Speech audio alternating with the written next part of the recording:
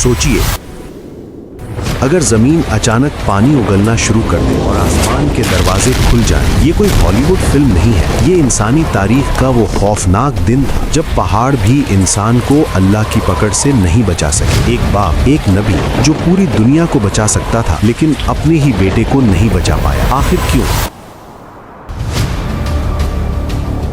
सोचिए, एक ऐसी दुनिया का तसव्वुर करें जहां जमीन का कोई नामो निशान बाकी ना हो, जहां पहाड़, जंगल और शहर सब कुछ पानी की गहराइयों में दफन हो चुके हों। खामोशी ऐसी कि जैसे मौत ने हर चीज को अपनी आगोश में ले लिया हो, सिर्फ पानी और दूर तक फैला हुआ सन्नाटा। इस हौलनाक मंजर के बीच सिर्फ एक चीज महफूज थी, एक लकड़ी की कश्ती जो इंसानियत की आखिरी उम्मीद बनकर लहरों से लड़ रही थी। ये कहानी सिर्फ एक तूफान की नहीं है, ये कहानी है उस वक्त की जब आसमान ने जमीन से अपना रिश्ता तोड़ दिया था, जब एक बाप की आंखों के सामने उसका बेटा डूब गया और वो उसे बचा ना सका। ये वाकया है उस अजीम पैगंबर का जिन्होंने 950 साल तक सब्र किया, मगर जब उनके सब्र का पैमाना लबरेज हुआ तो अल्लाह का ऐसा अजाब आया जिसने तारीख का रुख मोड़ दिया। आज हम जानेंगे हजरत नूह अलैहिस्सलाम की कश्ती और उस अजीम तूफान का वो सच जो कुरान और सही हदीस की रोशनी में बयान किया गया है।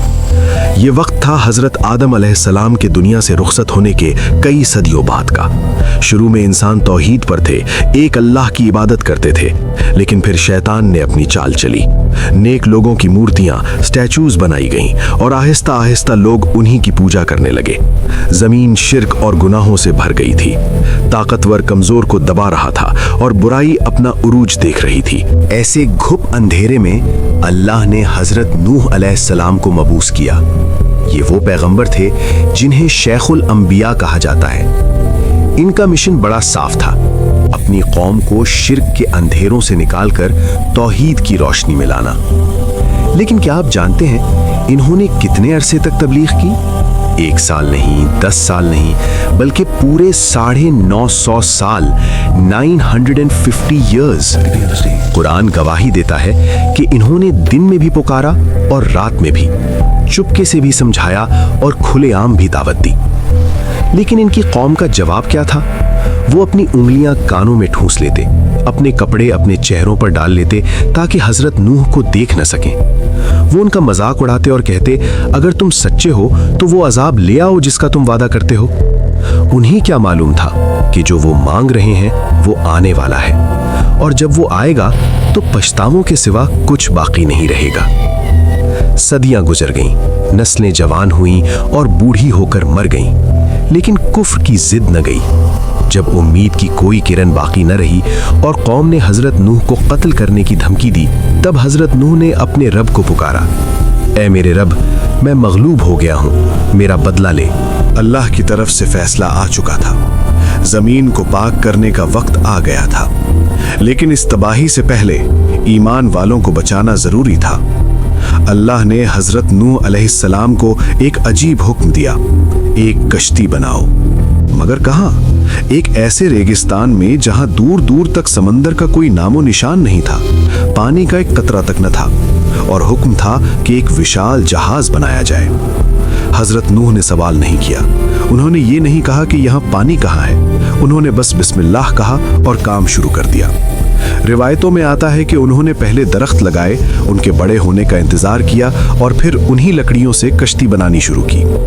ये कोई मामूली कश्ती नहीं थी, ये एक ऐसी फ्लोटिंग फोर्ट्रेस थी जो आने वाले हौलनाक तूफान का मुकाबला कर सके।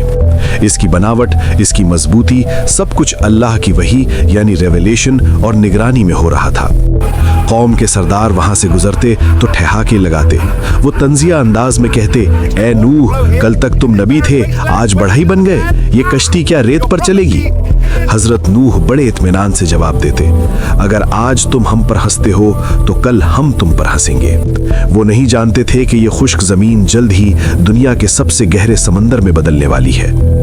कश्ती तैयार हो गई, अब इंतजार था उस वक्त का, उस जीरो आवर का जिसका वादा अल्लाह ने किया था।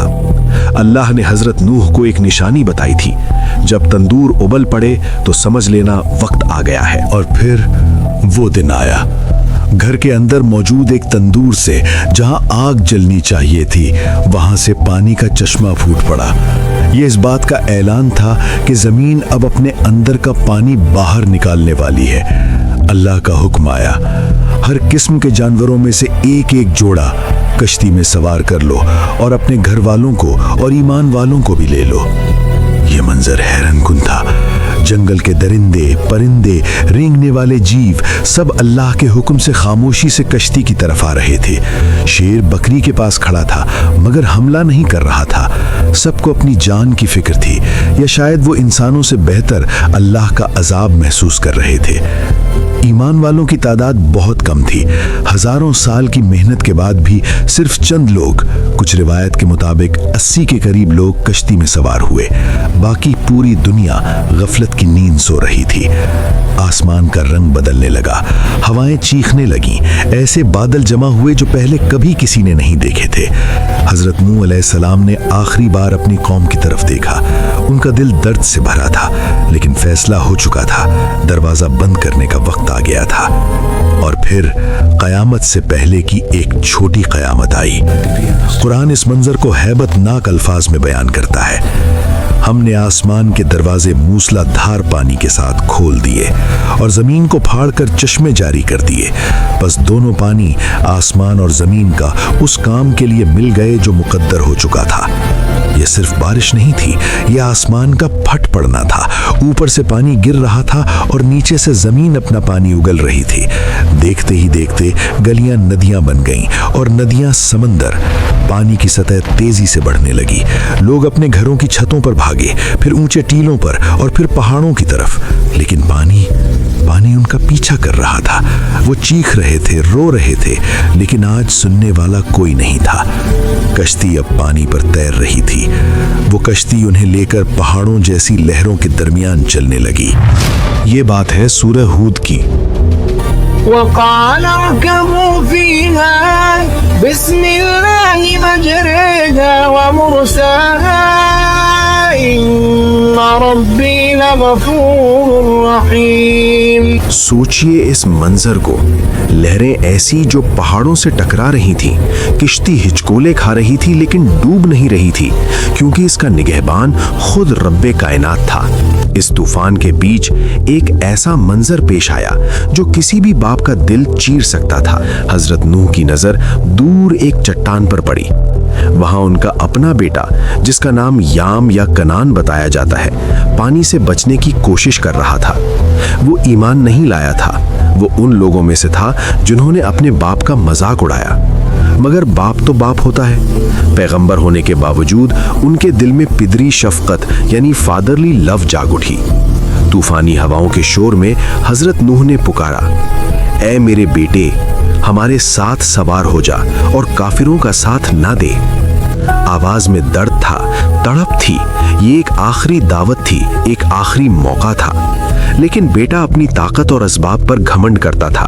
اس نے پلٹ کر جواب دیا، میں کسی پہاڑ کی پناہ لے لوں گا جو مجھے پانی سے بچا لے گا۔ اسے لگتا تھا کہ یہ معمولی سیلاب ہے۔ اسے لگا کہ پہاڑ کی چوٹی اسے اللہ کے عذاب سے بچا لے گی۔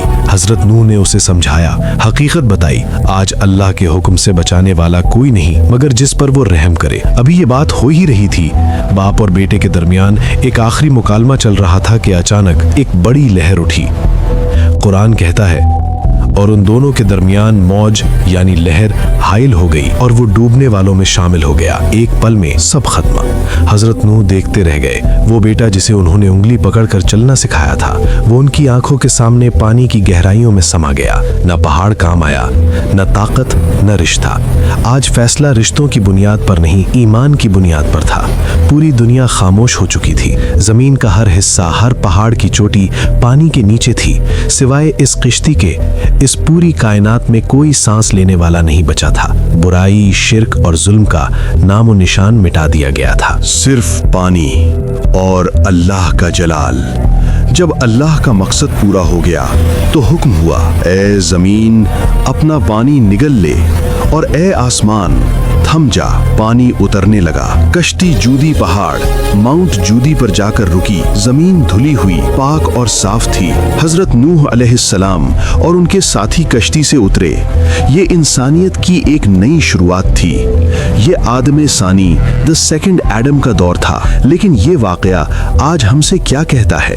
ये कहानी सिर्फ तारीख नहीं, एक चेतावनी, वार्निंग है। हजरत नूह की कश्ती आज भी हमारे लिए एक मिसाल है। इस दुनिया में गुनाहों का तूफान आज भी जारी है। बुराई की लहरें आज भी हमारे ईमान को डबोने के लिए तैयार हैं। आज हमारी कश्ती मोहम्मद रसूलुल्लाह सल्लल्लाहु अलैहि वसल्लम की सुन्नत और कुरान है। जो इस कश्ती में सवार हो गया वो नजात पा गया, और जो इससे पीछे रह गया, चाहे वो कितना ही ताकतवर क्यों ना हो, वो जमाने के तूफान में गर्क हो जाएगा। जैसे नूह अलैहिस्सलाम के बेटे को पहाड़ नहीं बचा सका, वैसे ही आज हमें हमारा पैसा, रुतबा या खानदान अल्लाह की पकड़ से नहीं बचा सकता। सिर्फ ईमान और नेक अमल ही वो कश्ती हैं जो हमें साहिल तक ले जा सकती हैं। अल्लाह हमें समझने की और ईमान वाली जिंदगी गुजारने की तौफीक अता फरमाए।